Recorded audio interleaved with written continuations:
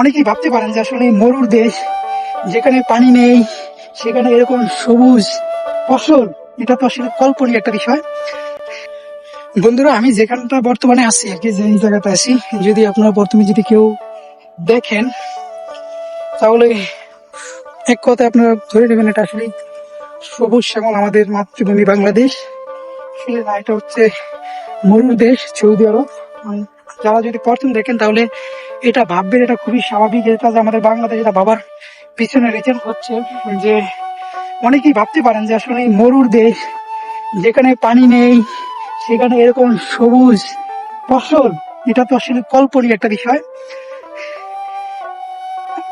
দেখেন, এই সৌদি আরবে যারা মাঝরাতে কাজ করে, মাঝরা হচ্ছে একটা আরবি শব্দ, এটার বাংলা শব্দ হচ্ছে কৃষি কাজ বা কৃষি বোঝায়।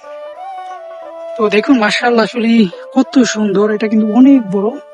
যে আমার পিছনে যেই ইয়েটা দেখতেছেন, মানে যে পাইপ গুলোর মতো দেখা যাইতেছে, আসলে হয়তো ফোনের মাধ্যমে একটু ক্লিয়ার নাও দেখা যাইতে পারে, আমি এটা আপনাদেরকে খুব কাছ থেকে দেখাবো, সমস্যা নেই।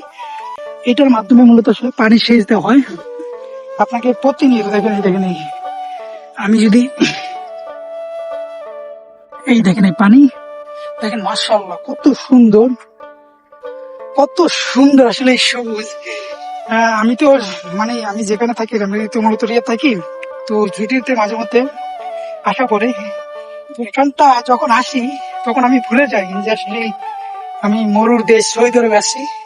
ভুলে যাওয়ার কারণ হচ্ছে এটাই যে এখানে সবুজ শ্যামল ঘাস, ফসল, তারপরে মানে পুরো এখানে যে গ্রামটা আছে না, এটা মানে প্রায় সেম সেম আশেপাশে, এখানে পরে প্রায় সবকিছু বাংলাদেশের সাথে মানে যায় আর কি, এক কথা বলতে আপনার সবুজ শ্যামল সবকিছু।